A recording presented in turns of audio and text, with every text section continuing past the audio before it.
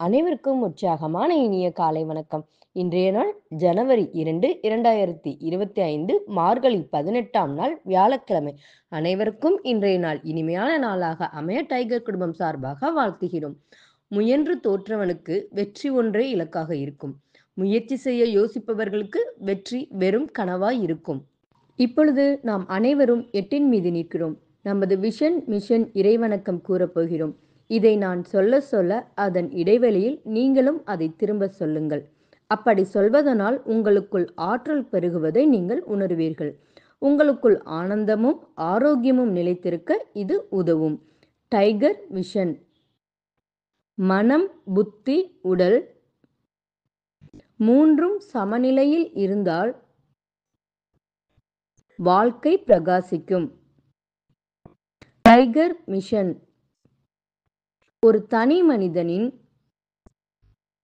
தொடர்ச்சியான ஆரோக்கியமும் பொருளாதாரமும் இவ்வுலகை மாற்றும். டைகர் இறைவணக்கம். என் வாழ்க்கையின் நம்பிக்கையாயிருக்கும் இறைவா, நான் சேவை செய்யும் இந்த அமைப்பே நீ வாழும் இடமென எண்ணுகிறேன். நான் தினமும் செய்யும் பணியே எனது கடமை என நம்புகிறேன். எனது உடலை கண்ணும் கருத்துமாய் பாதுகாப்பதே எனது பொறுப்பு என உணர்கிறேன். நன்றி இறைவா. நாம் ஆயுள் முழுவதும் ஆரோக்கியத்தோடு ஆனந்தமாய் வாழ்வதற்கு நமக்கு ஆயுள் முழுவதும் ஆசானாய் 8 நடை பயிற்சியை கற்றுத்தர வருகிறார் நமது குரு டாக்டர் டைகர் தேன்கொடு பிரபாகரன் அண்ணா அவர்களை உற்சாகத்தோடு வரவேற்கிறோம். எல்லோருக்கும் இனிய காலை வணக்கம். இந்த அற்புதமான காலை வேளையில் 9 மூட்டுக்களையும் அசைக்கக்கூடிய அற்புதமான பயிற்சிகளை முடிச்சுட்டு 27 முறை சூப்பர் பிரெயின் யோகா அப்படின்னு சொல்லக்கூடிய தோப்பு கரணங்களை முக மலர்ச்சியோட மன மகிழ்ச்சியோட முடிச்சுட்டு 8 நடப்பதற்காக தயார் நிலையில் இருக்கிறோம். 8 மீது நிற்கிறோம். கிழக்கு மேற்காக நடப்பவர்கள் கிழக்கு திசையிலிருந்து மேற்கை நோக்கியும், தெற்கு வடக்காக நடப்பவர்கள் தெற்கு திசையிலிருந்து வடக்கை நோக்கியும் நமக்கான முதலடி எடுத்து வைத்து நடக்க வேண்டிய தருணம். வாருங்கள், நமக்கான நேரம் தொடங்குகிறது. இப்பொழுது பெண்கள் அனைவரும் இடதுபுறமாகவும் ஆண்கள் அனைவரும் வலதுபுறமாகவும், அதாவது பெண்கள் லெஃப்ட் சைடிலும் ஆண்கள் ரைட் சைடிலும் முதல் அடியை எடுத்து வைத்து நடை தொடங்குகிறோம். நடை இயல்பாக இருக்கிறது, நடை தளர்வாக இருக்கிறது, தோள்பட்டை தளர்வாக இருக்கிறது, கழுத்து குனியாமல் இருக்கிறது, கால்கள் ஒன்றுக்கு முன்பு ஒன்று வருவது போல் நடந்து கொண்டு இருக்கிறோம். கைகள் அதன் இசைவில் அசைந்து கொண்டிருக்கிறது. சுவாசம் சீர்நிலையில் இருக்கிறது. எண்ணம் நேர்மறையாக இருக்கிறது.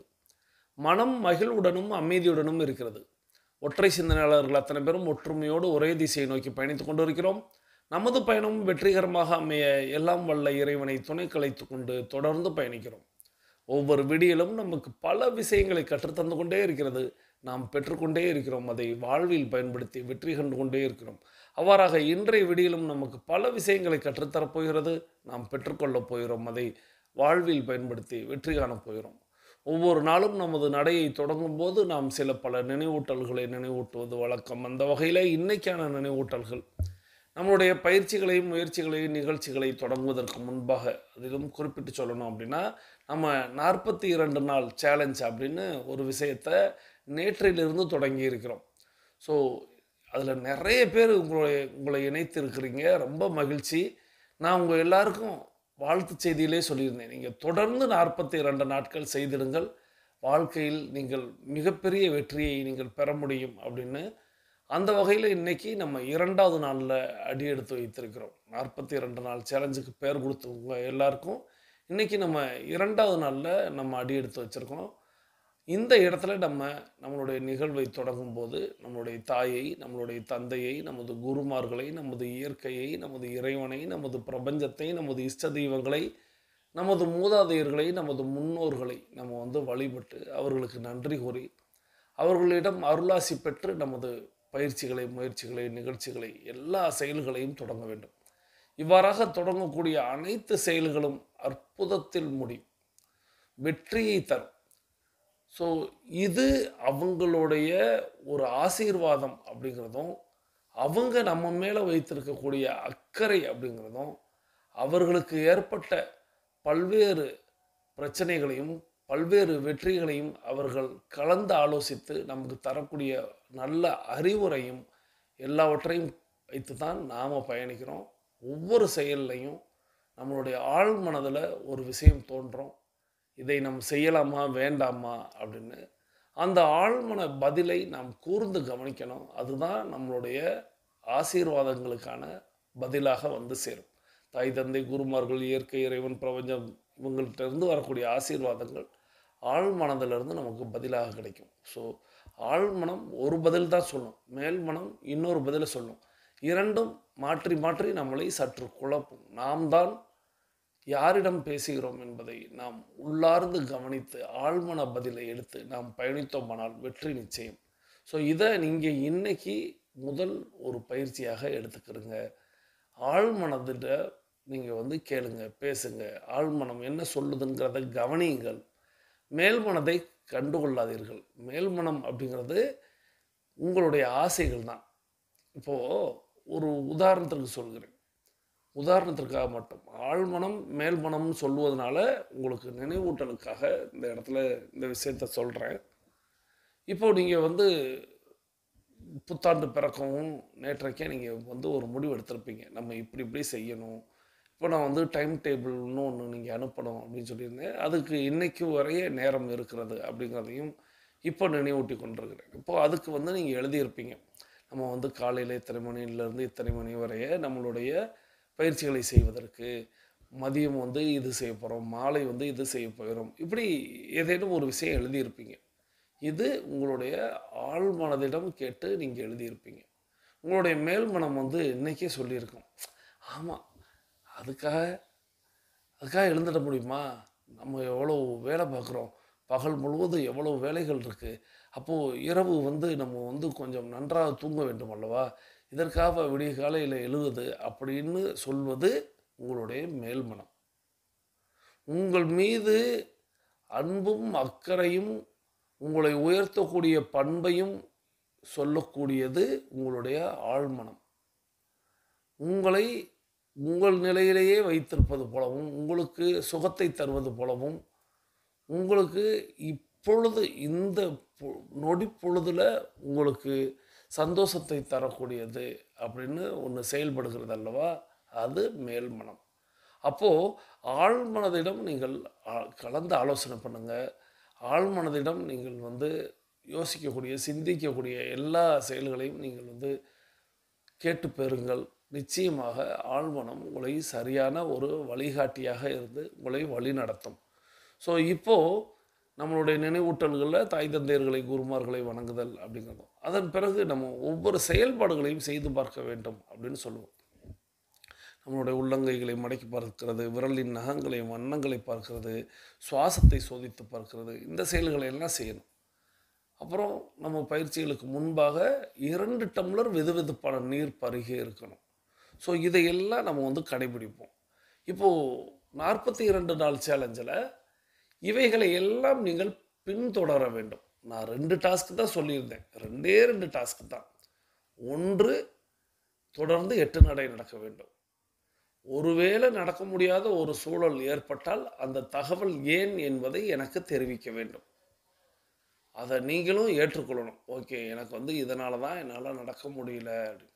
அப்போது 42 நாளில் நாம் எத்தனை நாள் நடந்திருக்கிறோம் அப்படிங்கிறதையும் நாமே நம்மளை வந்து ஒரு கலந்து ஒரு சீர்தூக்கி நம்மளை பார்க்க முடியும். இது ஒரு டாஸ்க்கு, 8 நடை நடப்பது. 2வது டாஸ்க்கு கட்டாயமாக 42 நாட்களும் செய்ய வேண்டும். அது நம்மளுடைய டெய்லி ஆக்டிவிட்டி ரிப்போர்ட். அதை ஃபில் பண்ணி நம்ம அனுப்பணும். அதில் நம்ம 8 நடந்திருக்கோம், நடக்கலை, நம்ம வந்து இன்றைக்கி வேறு பயிற்சிகள் செஞ்சுருக்கோம், செய்யலை, நம்ம காலை உணவு சாப்பிட்டோம், சாப்பிடலை, மாலை உணவு, மதிய உணவு, எதுவாக இருப்பினும் நம்ம என்ன செய்தோம் அப்படிங்கிறத எழுதணும். செய்யலைனாலும் எழுதணும். இதுதான் டெய்லி ஆக்டிவிட்டி ரிப்போர்ட். 42 நாட்களும் செய்யணும். இதை வந்து 2 டாஸ்க் அப்படின்னு நான் சொல்லியிருந்தேன். கூடுதலாக சின்ன சின்ன பழக்கங்கள் வந்து இப்போது நேற்றைக்கு வந்து பார்த்திங்கன்னா டைம் டேபிள் அப்படிங்கிற ஒரு விஷயம் நீங்கள் எழுதுங்க அப்படின்னு சொல்லியிருந்தேன். எழுதியிருப்பீங்க. நிறைய பேர் அனுப்பியிருப்பீங்க. ஒரு சிலர் இல்லை இன்னைக்கு நம்ம அனுப்பலாம் அப்படின்னு முடிவில் இருப்பீங்க. இது வந்து 1ஆம் தேதி அல்லது 2ஆம் தேதிக்கான ஒரு பழக்கம். இந்த பழக்கம் வந்து இப்பொழுது மட்டுமல்ல, எப்பொழுதுமே நீங்கள் வந்து வைத்திருக்க வேண்டும். ஒவ்வொரு நாளுமா அப்படின்னு கேட்டால் நிச்சயமாக ஒவ்வொரு நாளுக்குமே நம்மளால் டைம் டேபிள் போட முடியும். இப்போது உதாரணத்திற்கு குறிப்பிடணும் அப்படின்னா, இப்போ இன்னைக்கு 2ஆம் தேதி, 3ஆம் தேதி காலையில் வச்சுக்கிறோம். 3ஆம் தேதி சில பல வேலைகளை நீங்கள் வந்து இரவுலேயே முடிவெடுக்கிறீங்க. நாளைக்கு இந்த வேலை, நாளைக்கு இந்த வேலையை முடிச்சிடணும், இல்லை நாளை கழித்து இந்த வேலையை பார்த்துக்கலாம், இப்போ நாளைக்கு இந்த வேலை வேண்டாம் அப்படின்னு ஏதோ ஒரு பட்டியல் தயாரிக்கிறீங்க. இப்போ இந்த பட்டியலை உங்களுடைய நித்த டைம் டேபிளில் கொண்டு வாங்க. நீங்களாகவே அதெல்லாம் எனக்கு அனுப்ப வேணாம். நித்தம் டைம் டேபிள் அப்படிங்கிறதெல்லாம் எனக்கு வேண்டாம். அதை வந்து நீங்கள் குறிப்பிடுறீங்க. இந்த நபரை இத்தனை மணிக்கு நம்ம சந்திக்க போகணும் அப்படின்னு ஒரு குறிப்பெடுத்துக்கிறீங்க. பணி சம்பந்தமாகவோ தொழில் சம்பந்தமாகவோ எது சம்பந்தமாகவோ அந்த குறிப்புகளை நீங்கள் எழுதி வைத்து கொண்டால் இதை வந்து டூ லிஸ்ட் அப்படின்னு சொல்லுவாங்க. அதாவது இன்று செய்ய வேண்டிய வேலை பட்டியல் அப்படின்னு. ஸோ அதுதான் நம்ம டைம் டேபிள்னு இந்த ஆண்டோடைய தொடக்கத்தில் நமக்கான நேரத்தை ஒதுக்கி கொள்வது அப்படின்னு ஒரு பழக்கத்தை 1ஆம் தேதி அல்லது 2ஆம் தேதி, ஏன்னா 1ஆம் தேதி சில பேர் கடைபிடிக்க ஆரம்பிச்சிட்டிங்க, 2ஆம் தேதி சில பேர் செய்யணும்னு நினைக்கிறீங்க. அப்போது ஒரு பழக்கத்தை கொண்டு வரோம். கூடுதலாக இன்னொரு செயலையும் நேற்று சொல்லியிருந்தேன். அதாவது புத்தாண்டு வாழ்த்த உங்களுடைய நீங்கள் அறிமுகப்படுத்திய சகோதர சகோதரிகளுக்கோ அல்லது உங்களை அறிமுகப்படுத்திய சகோதர சகோதரிக்கோ நீங்கள் சொல்லிவிட்டு அவங்களையும் நம்மளோட இணைந்து பயணிக்க அழையுங்கள் அப்படிங்கிறத சொல்லியிருந்தேன். ஸோ இது 2 பழக்கங்கள் 1ஆம் தேதி 2ஆம் தேதி. இப்போ ஒருவேளை நேற்றைக்கு நீங்கள் அழைக்க மறந்துட்டீங்க அல்லது அழைத்து அவர்கள் எடுக்கலை, அவர்களிடத்தில் இதை சொல்ல மறந்துட்டீங்க அப்படின்னா அதை இன்றைக்கி பயன்படுத்திக்கிறீங்க. இப்போ 42 நாட்களில் 2 செயல்களை நம்ம செய்கிறோம். 1 டைம் டேபிள் அப்படிங்கிறதும், 2 அப்படிங்கிறது நம்மளுடைய நண்பர்களை, உறவினர்களை நம்ம வந்து யாரை நம்மளை அழைத்து வந்து இந்த டைகர் கிளப்பில் விட்டுருக்காங்களோ அவங்கள தொடர்பு கொண்டு வாழ்த்து சொல்கிறது. நாம் யாருக்கெல்லாம் இந்த வாய்ப்பை கொடுத்தோமோ அவர்களை தொடர்பு கொண்டு வாழ்த்து சொல்லி அவர்களை நம்மோடு இணைந்து பயணிக்க வைப்பது. இந்த 2 நான் டாஸ்க்குன்னு சொன்னது நீங்கள் செய்து முடித்தாக வேண்டும் அப்படிங்கிறத 2 விஷயத்தை சொல்லியிருந்தேன்.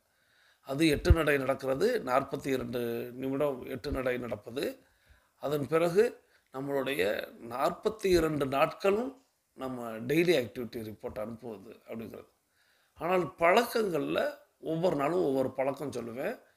அது உங்களுக்கு வாட்ஸ்அப் மூலமாக வரும். ஸோ அதனால் வாட்ஸ்அப்லேயே நான் வந்து ஒவ்வொரு நாளும் நம்ம வந்து என்ன செய்ய போகிறோம், எந்த பழக்கத்தை கடைபிடிக்க போகிறோம், நாம் இப்போ எப்படி இருக்கிறோம், எந்த நிலையில் இருக்கிறோம் அப்படிங்கிற பல்வேறு விஷயங்களை வாட்ஸ்அப் மூலமாக தான் நம்ம பகிர்ந்து கொள்ள போகிறோம். நானும் சொல்ல போகிறேன், நீங்களும் என் இடத்துல சொல்ல போகிறீங்க. ஸோ நம்மளுடைய டாஸ்க்கு, நம்மளுடைய பழக்க வழக்கங்கள் எல்லாமே வந்து செஷன்லேயே கிடைக்குமான்னா இனிமேல் கிடைக்காது. நினைவூட்டலுக்காக ஒருவேளை இன்னையிலேருந்து 42 நாள் சேலஞ்சில் கலந்துக்கிறேன் அப்படின்னு சொல்கிறவங்க இந்த 2 பழக்கங்களையும் நீங்கள் வந்து செய்துட்டு எனக்கு நீங்கள் வந்து தாராளமாக வாட்ஸ்அப்பில் தகவலை சொல்லிவிட்டு இணைந்து கொள்ளுங்கள்.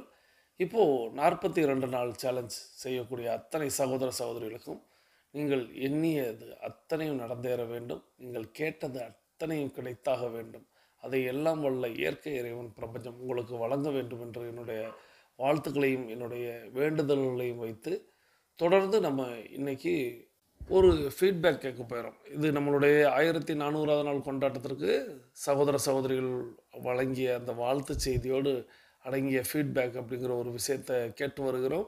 அந்த வகையில் இன்றைக்கி 2 உறுப்பினர்களுடைய வாழ்த்து செய்தியை நம்ம வந்து பார்க்க போயிடும். முதலாவதாக சகோதரி டைகர் மல்லிகா ஃப்ரம் சேலம். இவங்க வந்து சேலம் டைகர் கிளப்பில் உறுப்பினராக இருக்கிறாங்க. சகோதரி டைகர் மல்லிகா ஃப்ரம் சேலம் அவங்களுடைய வாழ்த்து செய்தியை நம்ம கேட்க போயிடும். சகோதரி டைகர் மல்லிகா ஃப்ரம் சேலம் அவர்கள் அவர்களது குடும்பம் மகிழ்ச்சியோடும் ஆரோக்கியத்தோடும் செல்வ வளங்களோடும் இருப்பதற்கு எல்லாம் வல்ல இயற்கை இறைவன் பிரபஞ்சம் துணை நிற்க வேண்டும். அவர்கள் எண்ணியதெல்லாம் நடக்க வேண்டும், அவர்கள் கேட்டதெல்லாம் கிடைக்க வேண்டும். அவர்களது குடும்பத்தில் ஆரோக்கியம் நிலைத்திருக்க வேண்டும், ஆனந்தம் நிலைத்திருக்க வேண்டும், அவர்களுடைய பொருளாதாரம் உயர்ந்து கொண்டே இருக்க வேண்டும், அவர்களது பணி சிறந்து விளங்க வேண்டும், அவர்களது பணி பிறர் பாராட்டும்படியாக அமைய வேண்டும். அதை எல்லாம் வல்ல இயற்கை இறைவன் பிரபஞ்சம் அவர்களுக்கு வழங்க வேண்டும் என்று நானும் என்னுடைய வேண்டுதல்களையும் வாழ்த்துக்களையும் தெரிவித்துக் கொள்கிறேன். நீங்களும் உங்களுடைய வாழ்த்து மலைகளை சகோதரி tiger Mallika from Salem, Salem tiger club உறுப்பினர் அவர்களுக்கு வழங்குமாறு அன்போடு கேட்டு, அம்மாவுடைய அந்த வாழ்த்து செய்தியை கேட்டுக்கொண்டே பயணிக்கலாம். வாருங்கள். 1400வது நாள் வாழ்த்துக்கள். தேனீக்களைப் போன்று சுறுசுறுப்பாக இருக்கக்கூடிய தேன்கூடு பிரபாகரனே, நீங்கள் இருப்பதோ ராமநாதபுரம். ஆனால் உங்கள் குரல் ஒலிப்பதோ உலகமெல்லாம். சூரியன் உதயமாகும் நேரம் கூட தாமதமாகும். ஆனால் தங்களின் படைப்போ சரியாக விடியல் 4 மணி. 8 நடை நடந்து இளைத்த எங்கள் அனுபவத்தை ரசித்தோம். அதற்கு காரணமான உங்களை வாழ்க என்று வாழ்த்துகிறோம். 1400வது நாளில் உங்கள் 1000 அனுபவ கருத்துக்களை எடுத்து உரைத்தீர்கள். மனம் தளராமல் சூப்பர் பிரெயின் யோகா செய்ய வைத்து எங்கள் முட்டி முழங்கால் வலிகளையும் போக்கி சோம்பலையும் போக்கினீர்கள். அதற்காக உங்களை நினைத்து பெருமைப்படுகிறோம். 100கணக்கான குடும்ப உறுப்பினர்களை சகோதர சகோதரிகளாக பார்க்கும் உறவு முறையை டைகர் கிளப்பில் எங்களுக்கு அன்பளிப்பாக கொடுத்தீர்கள். டிஏ ரிப்போர்ட் நிரப்ப செய்து எங்கள் மனதுக்கும் உடலுக்கும் விழிப்புணர்வே கொண்டு வந்தீர்கள்.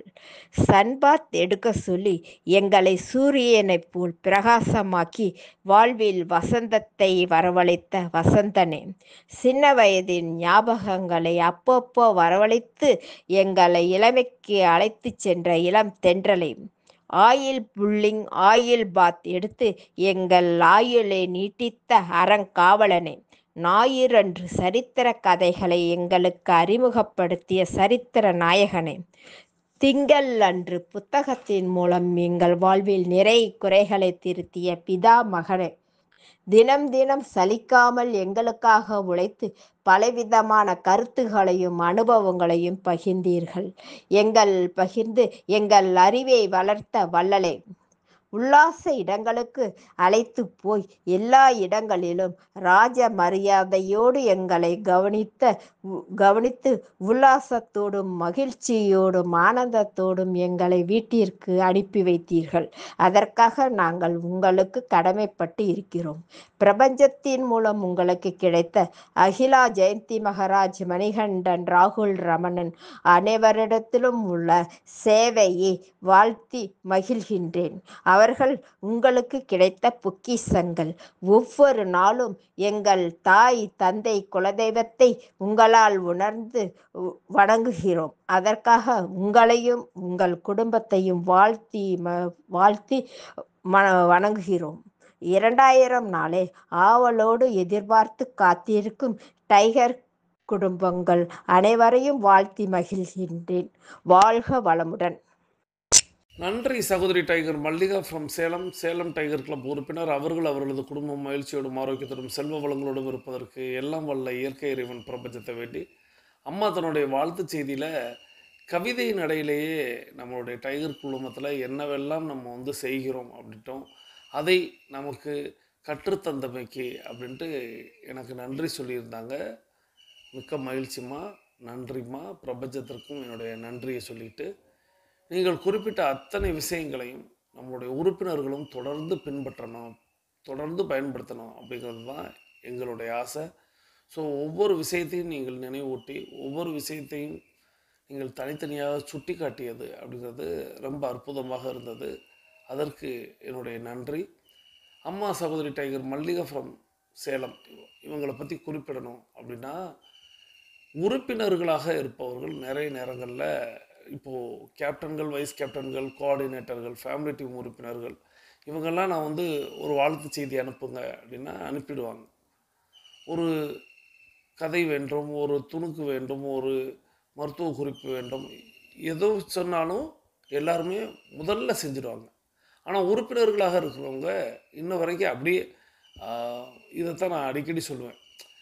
யான் பெற்ற இன்பம் பெருக இவ்வையகம்ங்கிற கூற்றுக்கு தான் எல்லாருமே இருக்கணும். அதாவது எனக்கு கிடைச்சது எல்லாருக்கும் கிடைக்கணும், அப்படி எனக்கு மட்டும்தான் கிடைக்கணும், என் குடும்பம் மட்டும்தான் வாழணும் அப்படின்னு எண்ணுவது அப்படிங்கிறது வெளி நபர்கள்.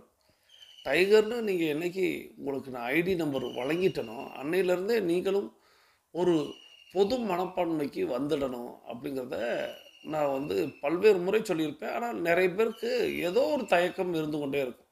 ஆனால் அதை ஆரம்ப நாளிலிருந்தே அம்மா மல்லிகா ஜெகதீசன் ஃப்ரம் சேலம் அவங்க வந்து தொடர்ந்து செய்வாங்க. ஒரு ஒரு கருத்து கேட்டாலும் சரி, நித்தம் அவங்க நம்மளுடைய கேப்டன்கள், வைஸ் கேப்டன்கள், கோஆர்டினேட்டர்களுக்கு ஈக்குவலாக அவங்க வந்து நிறைய கதைகளையும், நிறைய கருத்துக்களையும், நிறைய துணுக்குகளையும், நிறைய மருத்துவ குறிப்புகளையும் தேர்வு செய்து அனுப்பி வச்சுருப்பாங்க. நாம் தான் வந்து எல்லாருடைய பெயர்களும் உச்சரிக்கப்படணும் அப்படிங்கிறதுக்காக கொஞ்சம் 10 நாளைக்கு 15 நாளுக்கு ஒரு முறை அவர்கள் பெயர்கள் உச்சரிக்கப்படட்டும்னு ஆடியோவை தள்ளி வைப்போம்.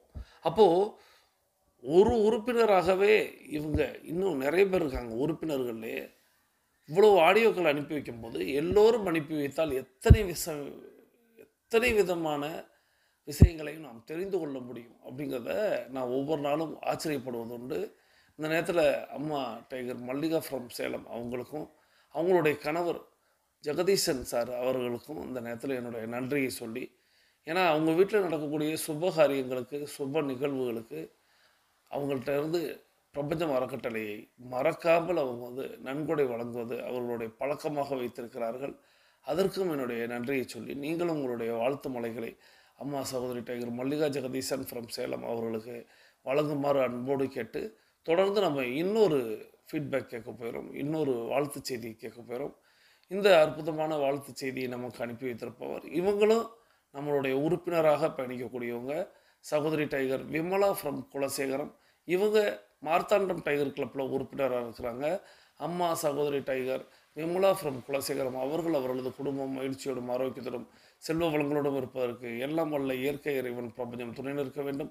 அவர்கள் எண்ணியதெல்லாம் நடக்க வேண்டும், அவர்கள் கேட்டதெல்லாம் கிடைக்க வேண்டும், அவர்களது குடும்பத்தில் ஆரோக்கியம் நிலைத்திருக்க வேண்டும், ஆனந்தம் நிலைத்திருக்க வேண்டும், அவர்களுடைய பொருளாதாரம் உயர்ந்து கொண்டே இருக்க வேண்டும், அவர்களது பணி சிறந்து விளங்க வேண்டும், அவர்களது பணி பிறர் பாராட்டும்படியாக அமைய வேண்டும். அதை எல்லாம் வல்ல இயற்கையே இறைவனே பிரபஞ்சமே நீ அதை வழங்க வேண்டும் என்று வேண்டி வாழ்த்தி, இப்போ அம்மா சகோதரி டைகர் விமலா ஃப்ரம் குலசேகரம் அவங்களுடைய கருத்தை கேட்டுக்கொண்டே பயணிக்கலாம் வாருங்கள். எனது பெயர் விமலா. நான் குலசேகரம் ஊரை சேர்ந்தவள். கடந்த ஜூலை மாதம் 3ஆம் தேதி டைகர் கிளப்பில் இணைந்து 8 நடைப்பயிற்சி பெற்றுக்கொண்டிருக்கிறேன். இது 8 நடைப்பயிற்சியில் நான் இணைந்து நடக்க தொடங்கிய பிறகு சிறிது தூரம் நடக்கும்போது மூச்சிறைச்சல், மூட்டு வலி போன்ற பிரச்சனைகள் இல்லை. தற்போது நல்ல மாற்றம் உள்ளது. மேலும் இதில் அனைத்து நிகழ்வுகளும் பிடிச்சிருக்கு. இன்றைய தினம் பகுதியை தொகுத்து வழங்கும் சகோதரி அகிலா அவர்கள் கூறும் ஒவ்வொரு நாளுள்ள நிகழ்ச்சியும் பயனுள்ளதாக இருக்கிறது. பிரபாகரன் அண்ணா அவர்கள் ஒவ்வொரு நினைவூட்டல் நிகழ்ச்சிகளையும் கூறுவது மிகவும் பிடிக்கும். எல்லா நிகழ்ச்சியும் பிடிக்கும். ஐ லைக் 8 நடைப்பயிற்சி. நன்றி சகோதரி tiger Vimala from Kulasekaram, Marthandam tiger club உறுப்பினர். அவர்கள் அவர்களது குடும்பம் மகிழ்ச்சியோடும் ஆரோக்கியத்தோடும் செல்வ வளங்களோடும் இருப்பதற்கு எல்லாம் வல்ல இயற்கை இறைவன் பிரபஞ்சம் துணை நிற்கட்டும் என்று வாழ்த்தி, அவங்களுடைய ஃபீட்பேக்கில் அவங்க சொன்ன அவங்களுக்கு 8 நடைப்பயிற்சி தொடங்கிய கொஞ்ச நாள்லேயே என்னவெல்லாம் பிரச்சனைகள் தீர்ந்தது அப்படிங்கிறத அவங்களாலேயே அவர்கள் வாயாலேயே நம்ம வந்து சொல்ல கேட்டோம். இதையெல்லாம் நீங்கள் வந்து உங்களை ஊக்கப்படுத்திக் கொள்வதற்கு எடுத்துக்கொண்டு தொடர்ந்து பயணிக்கணும், எல்லாருமே பயணிக்கணும். ஸோ அம்மாவுக்கு இந்த நேரத்தில் சகோதரி டைகர் விமலா குலசேகரம் அவங்களுக்கு நமது நன்றியை சொல்லி நம்மளுடைய 21 நிமிட நடையை நிறைவுக்கு கொண்டு வருகிறோம். வாருங்கள் அனைவரும் தொடங்கிய திசைக்கு வந்து விடுகிறோம். கிழக்கு மேற்காக தொடங்கியவர்கள் கிழக்கு திசையிலும், தெற்கு வடக்காக தொடங்கியவர்கள் தெற்கு திசைக்கு வந்து விடுகிறோம். நமது உள்ளங்கைகளை மடக்கி பார்க்கிறோம், இறுக்கமாக இருக்கிறது. விரலின் நகங்களின் வண்ணங்களை பார்க்கிறோம், சிவப்பு வண்ணத்தில் மாறி இருக்கிறது. சுவாசத்தை சோதித்து பார்க்கிறோம். 2வது நாசிலும் சுவாசம் வரக்கூடிய இந்த வேளையில் நாம் அனைவரும் நமக்கு அருகில் இருக்கக்கூடிய குடிநீரை எடுத்து நிறுத்தி நிதானித்து ரசித்து ருசித்து பருகிக்கொள்கிறோம். தண்ணீர் பருகுதல் என்பது ஒரு கலை என்பதை நாம் அறிவோம். தண்ணீர் பருகும் பொழுது நமது கவனத்தை நீரில் வைப்போம், நீரின் தன்மையில் வைப்போம், நீரின் சுவையில் வைப்போம். நீரே பிரதானம் என்பதை நினைவில் வைப்போம். தண்ணீர் பருகி முடிச்சிருப்பீங்கிற நம்பிக்கையோடு தொடர்ந்து நம்ம வந்து நம்மளுடைய கருத்தை சொல்ல போயிடும். இது வந்து நீங்கள் ஒரு புத்தாண்டு சபதமாகவே வைத்து கொள்ளலாம். புத்தாண்டு சபதம்னு நம்ம நிறைய விஷயம் எடுத்துப்போம் அல்லவா? அந்த வகையில் இதையுமே நீங்கள் வச்சுக்கலாம். இனிமேல் நித்தம் என்னுடைய கமெண்ட் நம்மளுடைய டைகர் கிளப்போடைய யூடியூப் சேனலில் இருக்கும்.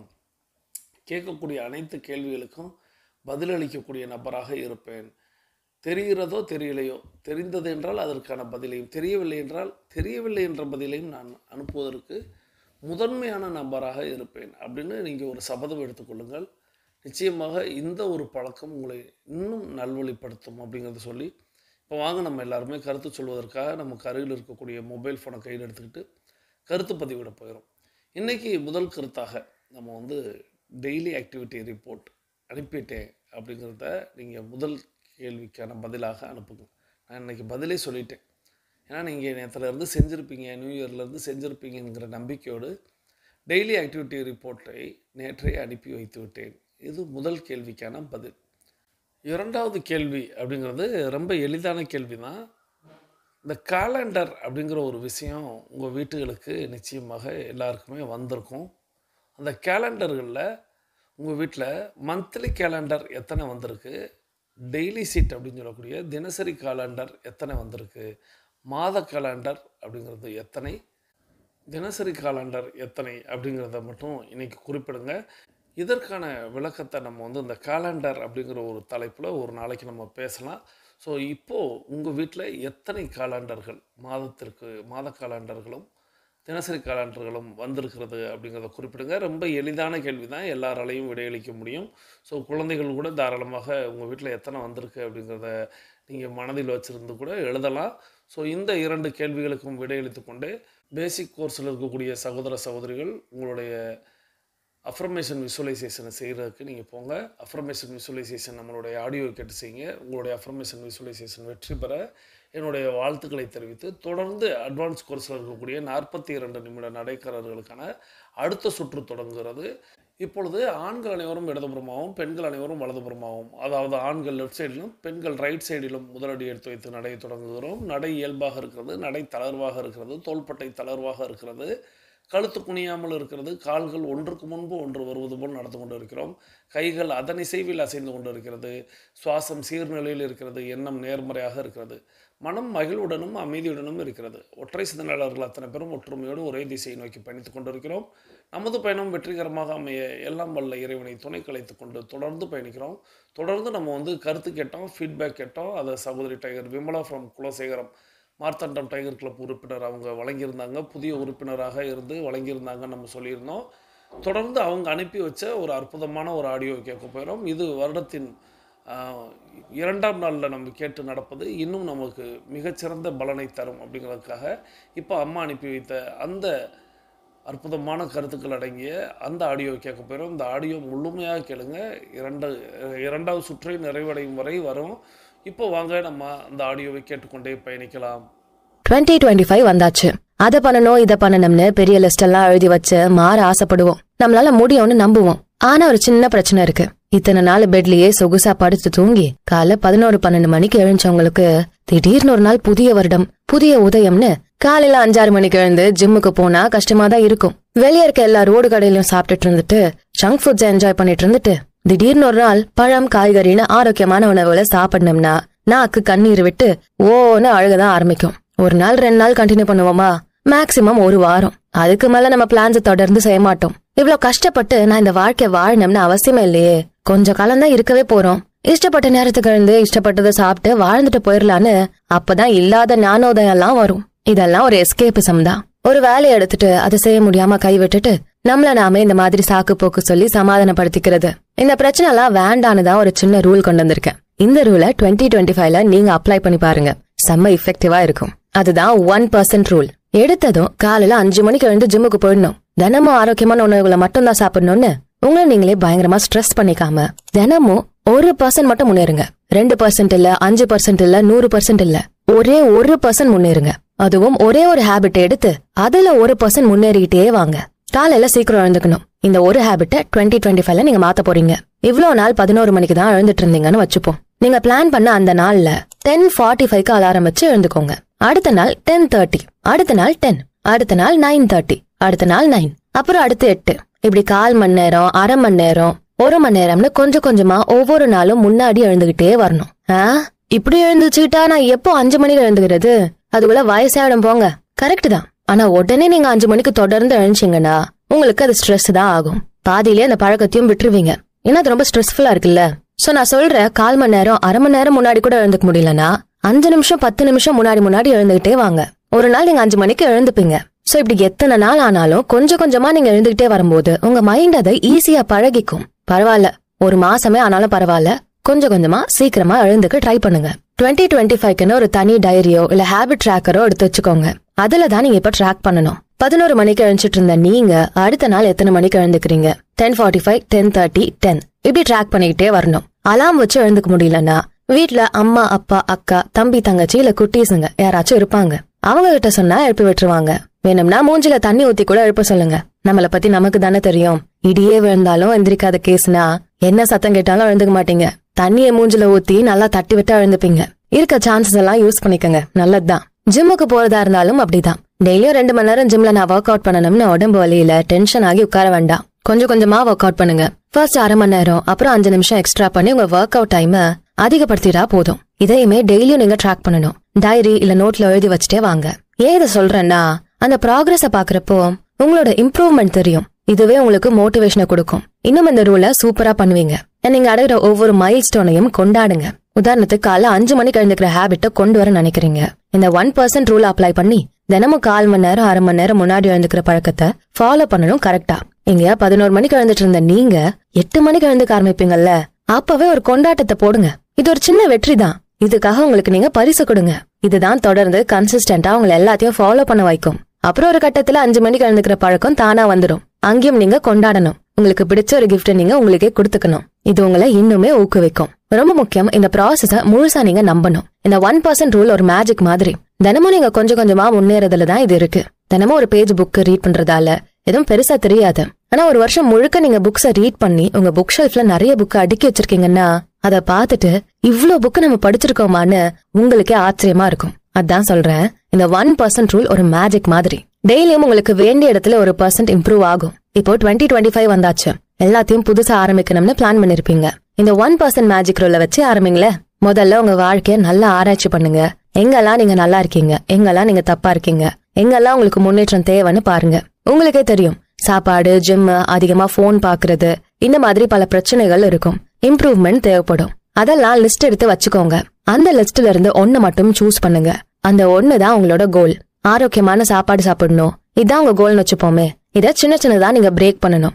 ஆக்ஷனபிளா மாத்தணும். வெளியே போறதாலதான் ஜங்க் ஃபுட் சாப்பிடுறீங்கன்னா வெளியே போறதை அவாய்ட் பண்ணிக்கணும். வீட்லயே ஃப்ரூட்ஸ், நட்ஸ், ஹெல்தி ஸ்நாக்ஸ் எல்லாம் இருந்துச்சுன்னா பசிக்கிறப்ப அதை நீங்க சாப்பிட்டுப்பீங்க.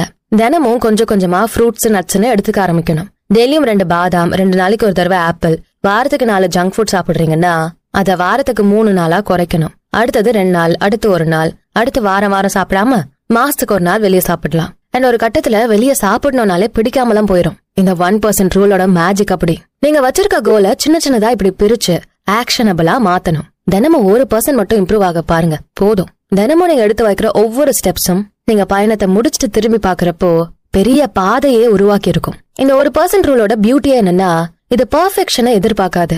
விடாமுயற்சியோட தொடர்ந்து நீங்க செயல்பட்டா மட்டும் போதும். உங்க கரியர், ஹெல்த், ரிலேஷன்ஷிப் இப்படி எதுவா இருந்தாலும் அதை சரி பண்ண 1% ரூல் இருக்கு. இந்த 2025லயே எல்லாத்தையும் சரி பண்ணிடலாம். இந்த 1% ரூலை வச்சு என்னென்ன ஹேபிட்ஸ புதுசா இந்த 2025ல வளர்த்துக்கலாம். தினமும் ஒரு மார்னிங் ருட்டீனை செட் பண்ணுங்க. டெய்லி இந்த ருட்டீன்ல தான் பீஸ்ஃபுல்லா உங்களோட காலை நேரம் போகணும். சோ முந்தின நாள் நைட்டே நாளை காலையில இதான் பண்ண போறேன்னு பிளான் பண்ணிருங்க. ஏன்னா காலை தான் உங்க நாளோட ஆரம்பம். அந்த காலை மோசமாகிட்டா அன்னைக்கு நாள் முழுக்க மோசமா தான் இருக்கும். காலையில 6 மணிக்கு அலாரம் வச்சு எழுந்துக்காம 7 மணிக்கு எழுந்துச்சிங்கன்னா அங்கேயே மூட் ஆஃப் ஆயிருவீங்க. வேக வேகமா ரெடி ஆகி பரபரப்போட கிளம்பி அன்னைக்கு காலையில இருந்த மூட் ஆஃப் ஃபுல் டேவும் இருக்கும். அதனாலதான் காலைய பீஸ்ஃபுல்லா ஆரம்பிக்கணும். சிம்பிளான ஒரு ருட்டீன். காலையில எழுந்து படப்படன்னு ஓடாம சும்மா அப்படியே ஒரு வாக் போறது, உடற்பயிற்சி பண்றது, இல்ல ஏதாவது புக்கு படிக்கிறது, ஜர்னலிங் பண்றது, இந்த மாதிரி ஒரு ருட்டீனை செட் பண்ணிக்கோங்க.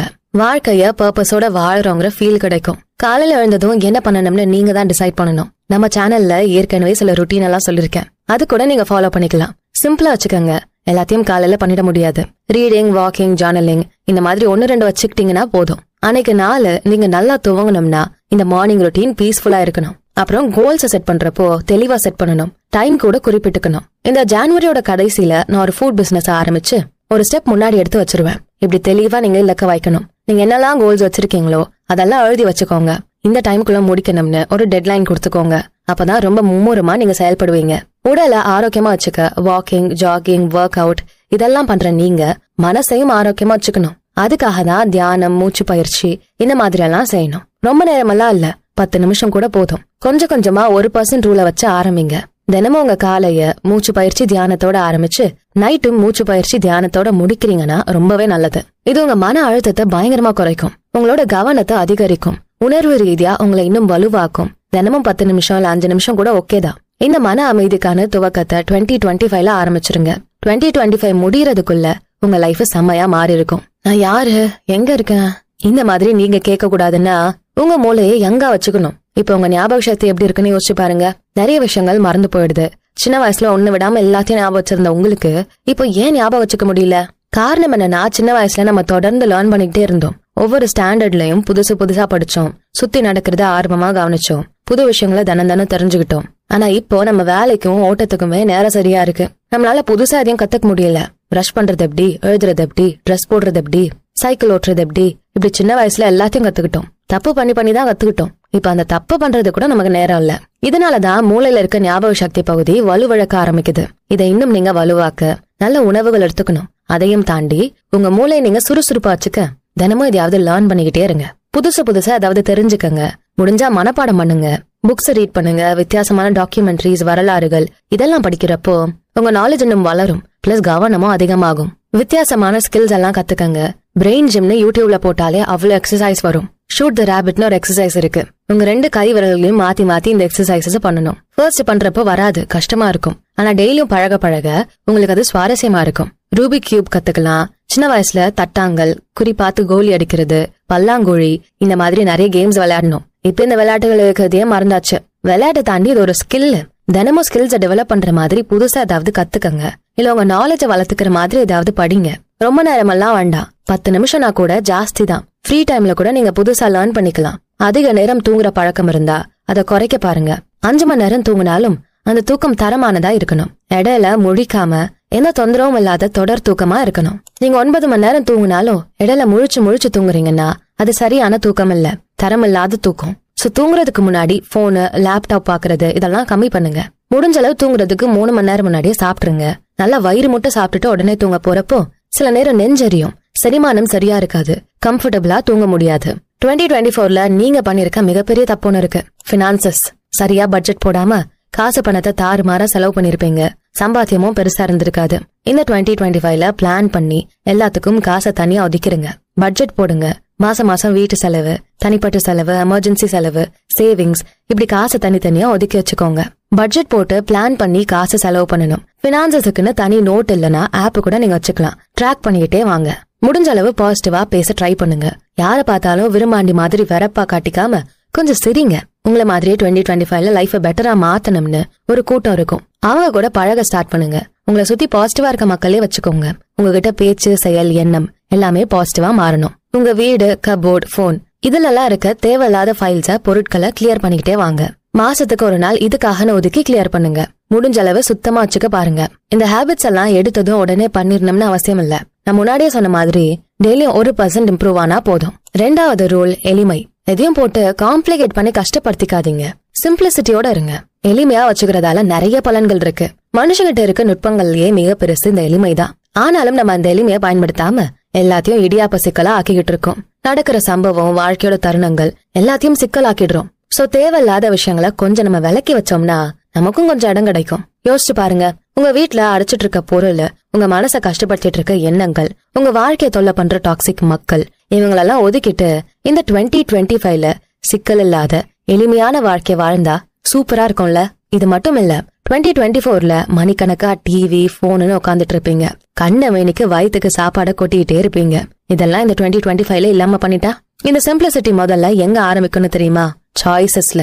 இந்த பிராண்ட்ல கருப்பு ஜீன்ஸ் பேண்ட் வேணும்னு துணி கடைக்கு போறீங்க. ஆனா அதுல ஒரு பெரிய பீஸ் தான் இருக்கும்னு நினைக்கிறீங்களா? அதே பிராண்ட்ல அதே கருப்பு துணியில பல வெரைட்டிஸ் வச்சிருப்பாங்க. கொஞ்சம் ஷேடு மாறும், பாக்கெட் அளவு, டிசைன் ஏதாவது மாற்றங்கள் இருக்கும். இன்னொரு பிராண்ட் பாக்குறீங்களா சார், குவாலிட்டி சூப்பரா இருக்கும்னு சொல்லுவாங்க. உடனே மனசங்க ஜம்ப் அடிக்கும். வந்துட்டோம் அலசி ஆராய்ஞ்சுதான் பாத்துருவோமேனு தோணும். பாராக் ஒபாமா யுஎஸ் பிரசிடென்டா இருந்த டைம்ல ஏன் நீங்க ஒரே மாதிரி ட்ரெஸ் பண்றீங்கன்னு நிறைய பேர் கேட்டாங்க. அதுக்கு ஒபாமா, ஆமா நான் கிரே இல்ல ப்ளூ சூட்ஸ் தான் போடுவேன். ஏன்னா எனக்கு இன்னைக்கு என்ன ட்ரெஸ் போடணும், இன்னைக்கு என்ன சாப்பிடணும்னு எனக்கான முடிவுகள் எடுக்கிறத விட வேற பல முக்கியமான முடிவுகளை எடுக்க வேண்டியிருக்கு. அதனால என்னோட ட்ரெஸ்ஸிங்க நான் சிம்பிளா வச்சிருக்கேன்னு சொன்னாரு. இந்த நேரம் இந்த நொடி எந்த அளவுக்கு முக்கியமானது. அதை சாதாரணமா தேவையில்லாத டெசிஷன்ஸ்க்காக நம்ம செலவு பண்ணிடுறோம். ஏன்னா நம்மளை சுத்தி அவ்வளவு சாய்ஸஸ் இருக்கு.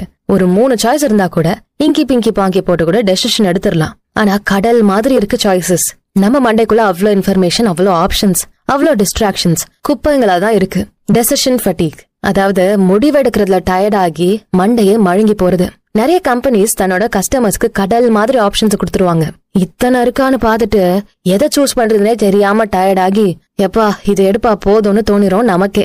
சூப்பர் மார்க்கெட் போறப்போ பேப்பர் லிஸ்ட கையில எடுத்துட்டே போனாலும் அங்க இருக்க பொருட்களை பார்த்து மைண்ட் பிளாங்க் ஆகும். ஏன்னா அவ்வளோ சாய்ஸஸ் இருக்கு. இங்க ஹைலைட் என்னன்னா, இந்த சாய்ஸுக்கெல்லாம் மயங்காம போனமா ஒன்னு சூஸ் பண்ணமா வந்தமான்னு இருக்க சில மக்கள் இருக்காங்க. இன்ஃபேக்ட் அவங்க தான் செம பீஸ்ஃபுல்லா வாழ்க்கை வாழறாங்க, சக்சஸ்ஃபுல்லாவும் இருக்காங்க. பிசினஸ்ல முடிவெடுக்க வேண்டியது ரொம்ப அவசியம். அதுவும் ரொம்ப டைம் எடுத்து யோசிச்சா அடுத்த வேலை கெட்டு போயிடும். கொஞ்சம் வேகமா முடிவெடுக்க நம்ம கத்துக்கணும். முடிவெடுக்கிற வித்தை தெரிஞ்ச பல மக்கள் சக்சஸ்ஃபுல்லா இருக்காங்க. உங்க வாழ்க்கையில என்னெல்லாம் சாய்ஸஸ் இருக்கோ அதெல்லாம் எளிமையாக்குங்க. தினம் தினம் நீங்க எடுக்க வேண்டிய முடிவுகள் எல்லாம் அடுக்காம அதை எளிமையாக்குங்க. உங்களுக்கு எது ரொம்ப அவசியம், எது தேவைன்னு தெளிவா இருக்க உலகத்தை உருவாக்குங்க. எவ்வளவோ ஆப்ஷன்ஸ் உங்க கண்ணு முன்னாடி இருந்தாலும் இது ஒண்ணுதானே நீங்க சூஸ் பண்ணணும். அந்த அளவுக்கு உங்க மைண்ட நீங்க எளிமையாக்கணும். பல டாக்ஸிக்கான மக்கள் உங்க வாழ்க்கையில இருப்பாங்க. இல்ல இவங்க எனக்கு தேவையில்லைன்னு தெளிவா யோசிச்சு அவங்கள போக விட்டுருங்க. இந்த பர்சன் என் வாழ்க்கையில இல்லைன்னா, இந்த சூழ்நிலை என்னோட வாழ்க்கையில இல்லைன்னா என்னால இன்னும் பல சாதனைகளை செய்ய முடியும்னு உங்க மைண்ட சொல்ல வைக்கணும். ஒன் அண்ட் ஒன்லி ஆப்ஷன் போதும். பாராக் ஒபாமா அவரோட ட்ரெஸ்ஸ ஒரே மாதிரி சூஸ் பண்ணாரு, அப்படி போதும். ஒன் அண்ட் ஒன்லியா உங்க வாழ்க்கைய எளிமையாக்கிக்கோங்க. மைண்ட பொறுத்தவரை நம்ம தேவையில்லாத விஷயங்களை யோசிச்சு அதுவும் அதிகமா யோசிச்சுக்கிட்டு இருப்போம். இங்கதான் மன அழுத்தம் உருவாகும். எப்படிடா இதுல இருந்து தப்பிக்கிறது, இப்படி ஸ்ட்ரெஸ்ஸாவே இருக்கேன்னு நம்ம தப்பிக்க முயற்சி பண்றப்போ ஆரோக்கியம் இல்லாத சில விஷயங்களை செய்ய ஆரம்பிப்போம். ஒரு முடிவெடுத்து அதை வேணும் வேண்டான்னு சொல்லிட்டா வேலை முடிஞ்சிடும். ஆனா அந்த முடிவெடுக்காம ஓடுறப்பதான் பிரச்சனை. நம்ம எல்லாரும் ஃபேஸ் பண்ற ஒரு விஷயத்த சொல்றேனே, நம்ம கூட இருக்க ஃப்ரெண்ட்ஸ், ஃபேமிலி எல்லாம் நம்மள குறை சொல்லிக்கிட்டே இருக்காங்க. ஆனா நமக்கு அது பிடிக்கல. நேரடியா போயிட்டு என்ன ஏன் இப்படி குறை சொல்றீங்க, நான் குறை சொல்ற அளவுக்கெல்லாம் நடந்துக்கலன்னு நமக்கு சொல்ல தோணும். ஆனா சொல்வோமா? சொல்ல மாட்டோம். மைண்டுக்குள்ள என்னெல்லாம் ஓடும் தெரியுமா? ஒருவேளை நான் இதை சொல்லி அவங்க கிட்ட பேசாம போயிட்டா, ஒருவேளை என்ன தப்பா நினைச்சிட்டா, நான் சொன்னதுனால அவங்க ஒரு மாதிரி அப்செட் ஆயிட்டா என்ன பண்றது, இப்படி அவங்கள பத்திய யோசிச்சு ஸ்ட்ரெஸ் ஆகி பேசாம அப்படியே விட்டுறலாம், எதுக்கு பேசிக்கிட்டுன்னு விட்டுருவோம். இதோட நிக்குமா? திரும்ப அவங்க குறை சொல்லுவாங்க, மறுபடியும் ஸ்ட்ரெஸ் ஆவீங்க. இந்த ஸ்ட்ரெஸ்ஸுக்கு நீங்க ஒரு முடிவெடுக்கிற வர இது அதிகமாயிட்டே தான் இருக்கும், போகாது. ஒண்ணு உடனே நீங்க அவங்க கிட்ட போய் நீங்க இப்படி பண்றது எனக்கு பிடிக்கலன்னு சொல்லணும். இல்லனா அவங்க சொல்ற குறைய நீங்க மனசுக்கு கஷ்டமா எடுத்துக்க கூடாது. ரெண்டுல ஒரு முடிவெடுத்தாதான் உங்களுக்கு ஸ்ட்ரெஸ்ஸே போகும், இல்லனா அது போகாது. இந்த ஓவர் திங்கிங்ல இருந்து உங்களுக்கு வெளியே வரவே முடியலன்னா ஒரு கேள்வி கேட்டுக்கோங்க. இப்ப நான் ஓவரா யோசிக்கிற இந்த விஷயம் இன்னையில இருந்து 1 வருஷம் இல்ல 5 வருஷத்துல எனக்கு ஏதாவது ஒரு பலனாச்சும் கொடுக்குமா? ஒருவேளை கொடுக்கலன்னா அதை பத்தி ஓவரா யோசிச்சு எந்த பலனும் இல்ல. 5/5 ரூல். ஒரு விஷயத்த நீங்க மணிக்கணக்கா டைம் ஸ்பெண்ட் பண்ணி யோசிக்கிறீங்க. ஆனா இன்னையில இருந்து 5 வருஷத்துக்கும் இதனால எந்த பலனுமே இல்லைன்னா இத பத்தி யோசிக்க 5 நிமிஷம் கூட நீங்க செலவு பண்ண கூடாது. இந்த ரூலை வச்சு தேவையில்லாத டிஸ்ட்ராக்ஷன்ஸ்ல இருந்து வெளியே வந்து பிரயோஜனமான விஷயங்கள்ல உங்களால கவனம் செலுத்த முடியும். மக்கள் இதுலதான் சந்தோஷம் இருக்கு, நிம்மதி இருக்குன்னு ஓடுறாங்க. 20 லட்சம் ரூபாய்க்கு கார் வாங்கினாதான் நான் சந்தோஷமா இருப்பேன், நிம்மதியா இருப்பேன்னு சொல்றாங்க. ஆனா அந்த கார் வாங்கின அப்புறம் எங்கே நிம்மதின்னு ஓடுறாங்க. லக்ஸரியான சொந்த வீடு, காஸ்ட்லி காரு, கோடிக்கணக்கில் பணம், இப்படி அவங்க சந்தோஷம் நினைக்கிற எதை கொடுத்தாலுமே அந்த சந்தோஷம் முடியாது. அதை என்ஜாய் பண்றது ஓகே தான், எனக்கு இந்த கார் வேணும்னு வாங்கிட்டு அதை என்ஜாய் பண்ணலாம் தான். ஆனா அதுதான் உங்களுக்கு நிம்மதி தரும் நீங்க நினைச்சா இதுதான் முட்டாள்தனம். முடிஞ்ச அளவு லைஃப சிம்பிளா வச்சுக்கோங்க. அவசியமா எது இருக்கோ அதை மட்டும் வாங்குங்க, அவசியமானதை மட்டும் யோசிங்க. பல வருடங்கள் எல்லாம் வேண்டாம், வெறும் 1 வாரம் இல்ல 1 மாசம் இந்த சிம்பிளிசிட்டியை ட்ரை பண்ணி பாருங்க, உங்களுக்கே மாற்றம் தெரியும். இந்த 2025 1% ரூல் அப்புறம் சிம்பிளிசிட்டியை வச்சு சூப்பரா டிரான்ஸ்ஃபார்ம் பண்ணுங்க. இப்பவே எல்லா பிளானையும் போட ஒரு டைரி எடுத்துக்கோங்க. என்கிட்ட இதெல்லாம் தப்பா இருக்கு, மாத்திக்கணும், இங்கெல்லாம் நான் இம்ப்ரூவ் ஆகணும், இப்படி பிளான பண்ணுங்க. முடிஞ்ச அளவு தொடர்ந்து இந்த 1% ரூலை ஃபாலோ பண்ணுங்க. எதுக்காகவும் கைவிட்டுறாதீங்க. ஆரம்பத்துல ரிசல்ட் தெரியாம இருக்கும், ஆனா மாதங்கள் கடக்க கடக்க அதோட ரிசல்ட் அதிகமா தெரிய ஆரம்பிக்கும். என்ன, இந்த எளிமையான 1% ரூலோட நம்ம 2025 ஆரம்பிப்போமா? நன்றி. இந்த அற்புதமான ஆடியோவை நமக்கு தேர்வு செய்து அனுப்பி வைத்த சகோதரி டைகர் விமலா ஃப்ரம் குலசேகரம் அவர்கள் அவர்களது குடும்பம் மகிழ்ச்சியோடும் ஆரோக்கியத்தோடும் செல்வ வளங்களோடும் இருப்பதற்கு எல்லாம் வல்ல இயற்கை இறைவன் பிரபஞ்சத்தை வேண்டி நம்மளுடைய 42 நிமிடம் அப்படிங்கிறது கடந்து விட்டோம். வாருங்கள், இப்போது நாம் நடந்து முடித்து விட்டோம். நாம் அனைவரும் தொடங்கிய திசைக்கு வந்து விடுகிறோம். கிழக்கு மேற்கா தொடங்கியவர்கள் கிழக்கு திசையிலும் தெற்கு வடக்கா தொடங்கியவர்கள் தெற்கு திசைக்கு வந்து விடுகிறோம். நமது உள்ளங்கைகளை மடக்கி பறிக்கிறோம். இறுக்கமாக இருக்கிறது. விரலின் நாங்களின் வண்ணங்களை பறிக்கிறோம். சிவப்பொன்னத்தில் மாறி இருக்கிறது. சுவாசத்தை சோதித்து பறிக்கிறோம். 2வது நாசிலும் சூப்பராக சுவாசம் வரக்கூடிய இந்த வேளையில் இந்த ஆடியோக்கான விளக்கத்தை நம்ம வரும் நாட்களில் பார்க்கலாம் அப்படின்னு சொல்லி வாருங்கள். இப்பொழுது கூட்டு பிரார்த்தனை. நம்மோடு இணைந்து பயணித்த அத்தனை அன்பு சகோதர சகோதரிகளுக்கும் அவர்கள் அவர்களது குடும்பம் மகிழ்ச்சியோடும் ஆரோக்கியத்தோடும் செல்வ வளங்களோடும் இருப்பதற்கு எல்லாம் வல்ல இயற்கையே இறைவனே பிரபஞ்சமே நீ துணை நிற்க வேண்டும் என்று வேண்டி வணங்கி வாழ்த்தி மீண்டும் சந்திப்போம், கலந்து சிந்திப்போம். வாழ்க நலத்துடன், வாழ்க வளத்துடன். நன்றி.